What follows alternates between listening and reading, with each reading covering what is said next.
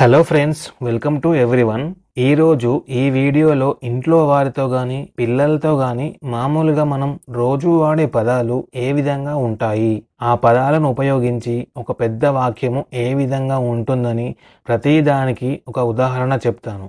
కాబట్టి ఈ వీడియోని ఎండ్ వరకు చూడండి, వీడియోని లైక్ చేయండి మరియు ఇలాంటి మరిన్ని వీడియోల కోసము మా ఛానల్ని సబ్స్క్రైబ్ చేసుకోండి. ఇక వీడియోలోకి వెళ్దామా? ఏడుపు ఆపు. ఏడుపు ఆపు. ఏడుపు అంటే క్రయింగ్, ఆపడం స్టాప్. ఏడుపు ఆపు అంటే స్టాప్ క్రయింగ్. Stop crying. ఈ చిన్న వాక్యంతో ఒక పెద్ద వాక్యం అనేది ఉదాహరణ చెప్తాను, అప్పుడు మీకు అర్థమవుతుంది. ఏడుపు ఆపు, నీ బొమ్మ ఇక్కడే ఉంది. ఇంతకుముందు చెప్పాను కదా ఏడుపు ఆపు అని. సో దాన్ని కలుపుకొని సెంటెన్స్ అనేది పెద్దగా చేస్తే ఏ విధంగా ఉంటుంది, ఎలా రాయొచ్చు అనేది ఈ ఉదాహరణ.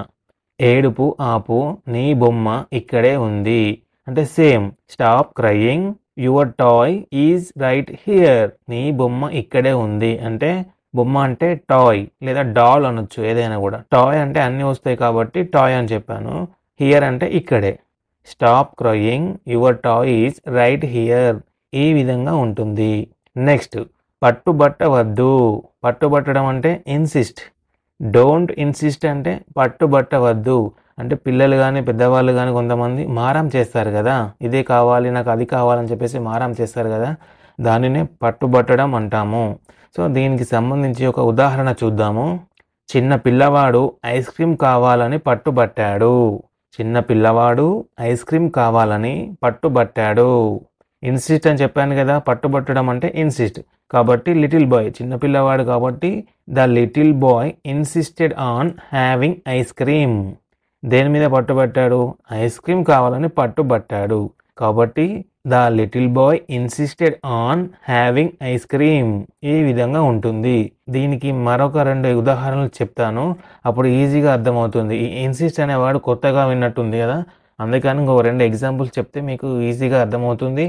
నేను ఇక్కడ ప్రతిదానికి ఒక ఎగ్జాంపుల్ అనేది చెప్తాను, కానీ ప్రతిదానికి ఇంకా చాలా ఎగ్జాంపుల్స్తో ఎలాంటి సందర్భాలలో ఎలాంటి సెంటెన్స్ రాయొచ్చు అనేది ఇంకొక వీడియో చేస్తాను.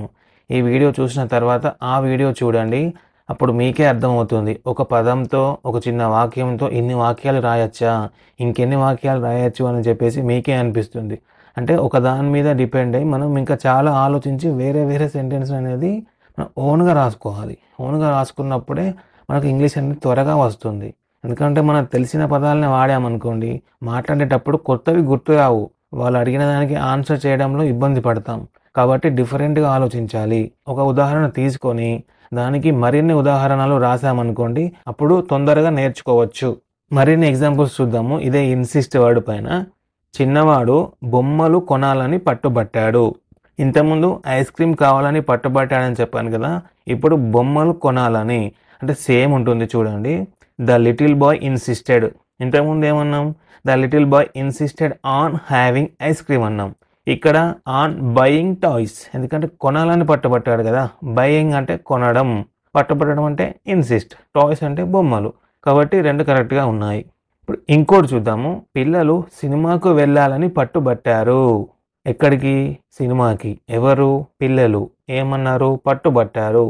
కాబట్టి the children insisted on. Same ఉందా? ద లిటిల్ బాయ్ ఇన్సిస్టెడ్ అని కూడా చెప్పవచ్చు. ఇక్కడ పిల్లలు అన్నాం కాబట్టి చిల్డ్రన్ వాడాము. లేదా పిల్లవాడు చిన్నవాడు అంటే the little boy insisted on going to the cinema. ఎక్కడికి? సినిమాకి. కాబట్టి పిల్లలు సినిమాకు వెళ్ళాలని పట్టుబట్టారు. The children insisted on going to the cinema. Ladies గురించి ఇంకొక ఎగ్జాంపుల్ చెప్పాలా? చెప్తాను చూడండి. ఆమె అతన్ని సూటు వేసుకోవాలని పట్టుబట్టింది. ఒక ఫంక్షన్కి వెళ్లే ముందు ఒక వైఫ్ తన భర్తని ఈ విధంగా పట్టుబట్టింది. సూటే వేసుకో, ఆ సూటే వేసుకో, అదే బాగుంటుందని చెప్పేసి పట్టుబట్టింది. కాబట్టి షీ ఇన్సిస్టెడ్ ఆన్ ఎవరిపైన? అతన్ని. దేనికోసం? సూటు వేసుకోవాలని. Wearing a suit. ఆమె అతన్ని సూటు వేసుకోవాలని పట్టుబట్టింది అంటే she insisted on him wearing a suit. So ఇప్పుడు నెక్స్ట్ ఎగ్జాంపుల్ చూద్దాము. త్వరగా బట్టలు వేసుకో. Get dressed quickly. త్వరగా అంటే క్విక్లీ, బట్టలు వేసుకో. Get dressed quickly. దీన్ని ఉపయోగించుకొని సెంటెన్స్ అనేది పెద్దగా రాద్దాం ఇప్పుడు. నెక్స్ట్, త్వరగా దుస్తులు ధరించండి, త్వరగా బట్టలు వేసుకోండి, మేము పాఠశాలకు బయలుదేరాలి. మేము పాఠశాలకు బయలుదేరాలి అంటే గెట్ డ్రెస్డ్ క్విక్లీ సేమ్ ఉంటుంది. దీని కంటిన్యూషన్గా ఇంకొంచెం ఉంటుంది. Get dressed quickly. We need to leave for school. Leave అంటే వెళ్ళడము. ఎక్కడికి? స్కూల్. ఎవరము? మనము లేదా మేము. అంటే get dressed quickly, we need to leave for school. ఈ విధంగా చెప్పొచ్చు. మీ హోంవర్క్ పూర్తి చేయండి లేదా నీ హోంవర్క్ పూర్తి చేయు. పెద్దవాళ్ళు అయితేనేమో మీ హోంవర్క్ పూర్తి చేయండి, లేదా ఒకరికంటే ఎక్కువ ఉన్నప్పుడు మీ హోంవర్క్ పూర్తి చేయండి. ఒకరే ఉన్నప్పుడు ఇంట్లో పిల్లవాడే అయితే నీ హోంవర్క్ పూర్తి చేయు అని చెప్పాలి. దానికోసం ఫినిష్ యువర్ వర్క్ అని చెప్పాలి. ఫినిష్ యువర్ వర్క్ లేదా finish your homework.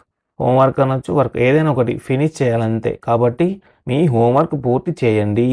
Finish your homework. మీరు ఆడుకోవడానికి బయటకు వెళ్ళే ముందు మీ హోంవర్క్ పూర్తి చేయండి. ఇది ఒక పెద్ద ఉదాహరణ వాక్యము. మీరు ఆడుకోవడానికి బయటకు వెళ్ళే ముందు మీ హోంవర్క్ పూర్తి చేయండి. Finish your homework before you go out to play. ముందుగా అంటే బిఫోర్. ఎవరు? మీరు లేదా నువ్వు. ఎక్కడికి? ఆడుకోవడానికి. బయటికి. గో అవుట్ బయటికి. అంటే మీరు ఆడుకోవడానికి బయటికి వెళ్ళే ముందు మీ హోంవర్క్ పూర్తి చేయండి. Finish your homework before you go out to play. తెలుగులో ఉన్నట్టుగా ఇంగ్లీష్లో కూడా సేమ్ అనేది ఉండదు. ఇంగ్లీష్లో రివర్స్ ఉంటుంది చాలా వరకు. ఇక్కడ మీరు చూసుకున్నట్లయితే మీరు ఆడుకోవడానికి బయటికి వెళ్ళే ముందు అనేది తర్వాత ఉంది చూడండి. Before you go out to play. ఇది ముందు వచ్చింది, ముందుది వెనక్కి వెళ్ళింది. సో చాలా వరకు ఇదే విధంగా ఉంటుంది. యాజ్ ఇట్ ఈజ్గా రాద్దామని చెప్పేసి అనుకోకూడదు. అలా అనుకుంటే సెంటెన్స్ అనేది కరెక్ట్గా ఉండదు. మీ బూట్లు వేసుకోండి. నీ షూస్ వేసుకో లేదా నీ బూట్లు వేసుకో అని చెప్తే put on your shoes. Put on your shoes అంటే వేసుకో అని అర్థము. తీసివేయాలంటే టేక్ ఆఫ్ అని చెప్పాలి. వేసుకోవడాన్ని పుట్ ఆన్ అని చెప్పాలి. ఇప్పుడు ఎగ్జాంపుల్ చూద్దాము. మీ బూట్లు వేసుకోండి, నీ బూట్లు వేసుకో, మనం పార్క్కి వెళ్దాం లేదా పార్క్కి వెళ్దాం ఎలా అయినా చెప్పొచ్చు. Put on your shoes same అదే రాసి ఇంకొంచెం రాయాలి. Put on your shoes. Next let's go to the park. Let's go to the park అంటే put on your shoes let's go to the park. ఈ విధంగా చెప్పాలి. దీనికి ఇంకొక ఎగ్జాంపుల్ చూద్దామా. నీ బూట్లు వేసుకో, మనం నడకకి వెళ్దాము. బయటికి వెళ్దాము లేదా నడకకి వెళ్దాము, వాకింగ్కి వెళ్దాము. ఈ విధంగా చెప్పాలంటే put on your shoes let's go for a walk. Put on your shoes let's go for a walk. ఈ విధంగా ఉంటుంది. మీ బూట్లు తీయండి, నీ బూట్లు తీసివేయు అంటే టేక్ ఆఫ్ తీసివేయడము. Take off your shoes. మీరు లోపలికి వచ్చే ముందు మీ బూట్లు తీయండి. మీరు లోపలికి వచ్చే ముందు మీ బూట్లు తీయండి. దీనిని ఇంగ్లీష్లో బిఫోర్ యూ కమ్ ఇన్సైడ్ అంటే లోపలికి వచ్చే ముందు. Take off your shoes. మీ బూట్లు తీయండి. టేక్ ఆఫ్ యువర్ షూస్ లేదా take off your shoes before you come inside. దీనిని ఎలా అయినా చెప్పొచ్చు. టెన్సెస్ టాపిక్ వచ్చినప్పుడు లేదా స్ట్రక్చర్ ఫాలో అయినప్పుడు ఖచ్చితంగా స్ట్రక్చర్ ఎలా ఉంటే అలానే వాడాలి. అది ఎగ్జాంపుల్ పనిచేస్తుంది. ఇది మీరు మాట్లాడేటప్పుడు కాబట్టి మీ ఇష్టం, మీరు ఎలా అయినా యూజ్ చేసుకోవచ్చు. పడుకునే సమయం అయింది. It's time for bed. పడుకునే సమయం అయింది, వెళ్ళి పడుకో అని ఇలా చెప్తాం కదా, దానిని ఇట్స్ టైమ్ ఫర్ బెడ్ అనాలి. నెక్స్ట్ ఇది పడుకునే సమయం లేదా పడుకునే సమయం అయ్యింది, వెళ్ళి నీళ్లు తాగు. పడుకునే సమయం అయ్యింది, వెళ్ళి నీళ్లు తాగు. It's time for bed, go and drink some water. It's time for bed. పడుకునే సమయం అయ్యింది, ఇది పడుకునే సమయం, వెళ్ళి నీళ్లు తాగు. Go drink some water. ఈ విధంగా చెప్పాలి. మీ గదిని శుభ్రం చేయండి. Clean your room. క్లీన్ అంటే శుభ్రం చేయడం, శుభ్రము. మీ గదిని శుభ్రం చేయండి. Clean your room. మీ గదిని శుభ్రం చేయండి, అది గజిబిజిగా ఉంది అంటే చిందరవందరగా ఉంది, గజిబిజిగా ఉంది. గజిబిజి అంటే మెస్సీ. మీ గదిని శుభ్రం చేయండి, అది గజిబిజిగా ఉంది. Clean your room, it's getting messy. Clean your room, it's getting messy. గజిబిజిగా ఉంది, మెస్సీగా ఉంది. మీ కూరగాయలు తినండి అంటే ఈట్ యువర్ వెజిటేబుల్స్. కూరగాయలు వెజిటేబుల్స్. ఇక్కడ కొన్ని వర్డ్స్కి స్పెల్లింగ్ కూడా మీరు అబ్జర్వ్ చేయాలి, స్పెల్లింగ్ కూడా ప్రాక్టీస్ చేయాలి. వెజిటేబుల్స్ అంటే VEGITABLES వెజిటేబుల్స్. తెలుగులో దాన్ని ఇంగ్లీష్లో రాయాలనుకుంటే స్పెల్లింగ్ అనేది రాంగ్ అవుతుంది. ఇంగ్లీష్లో ఎలా ఉందో అలాగే నేర్చుకోవాలి. కాబట్టి మీరు స్పెల్లింగ్ మీద అబ్జర్వ్ చేయాలి, సెంటెన్స్ పైన అబ్జర్వ్ చేయాలి, తెలుగులో అండ్ ఇంగ్లీష్లో కూడా అండ్ ఎలాంటి వర్డ్స్ యూజ్ చేస్తున్నాము, ఆ వర్డ్స్కి తెలుగులో మీనింగ్ ఏంటి అని చెప్పేసి అన్నీ అబ్జర్వ్ చేయాలి. అప్పుడే ఇంగ్లీష్ అనేది తొందరగా వస్తుంది. ఇక్కడ కూరగాయలు అంటే క్యారెట్, బీట్రూట్ కూడా కూరగాయలు అని చెప్పొచ్చు కదా. సో అందుకని చెప్పేసి వెజిటేబుల్స్ అని అన్నాను. మీ కూరగాయలు తినండి, ఈట్ యువర్ వెజిటేబుల్స్. మీ కూరగాయలను తినండి, అవి మీకు ఆరోగ్యానికి మంచివి. మీ కూరగాయలను తినండి, అవి మీ ఆరోగ్యానికి మంచివి. అంటే eat your vegetables, they are good for your health. Eat your vegetables, మీ కూరగాయలు తినండి, అవి మీ ఆరోగ్యానికి మంచివి. అంటే they are good for your health. Health అంటే ఆరోగ్యము. దే ఆర్ అంటే వారు అనకూడదు ఇక్కడ, ఎందుకంటే మనం కూరగాయలు కాబట్టి అవి అనాలి. కాబట్టి అందుకనే దే ఆర్ గుడ్. ఇంగ్లీష్లో దే అనే అంటాము, వారు అయినా వాళ్ళు అయినా అవి అయినా. కాబట్టి తెలుగులో మాత్రం అవి మీ ఆరోగ్యానికి మంచివి, ఇంగ్లీష్లో దే. మీ పండ్లు తినండి, ఇంతకుముందు కూరగాయలు కాబట్టి eat your vegetables. Now eat your fruits అంటే పండ్లు. మీ పండ్లు తినండి, అవి మిమ్మల్ని బలపరుస్తాయి. అంటే మీ పండ్లు తినండి, అవి మీకు బలాన్ని ఇస్తాయి. దీనిని ఇంగ్లీష్లో eat your fruits, they will make you strong. ఇక్కడ దే మళ్ళీ వచ్చింది, చూసారు కదా. ఇందాక వెజిటేబుల్స్ కాబట్టి అవి దే అన్నాం, ఇక్కడ పండ్లు ఫ్రూట్స్, అందుకని ఇక్కడ కూడా దే అనే వాడాము.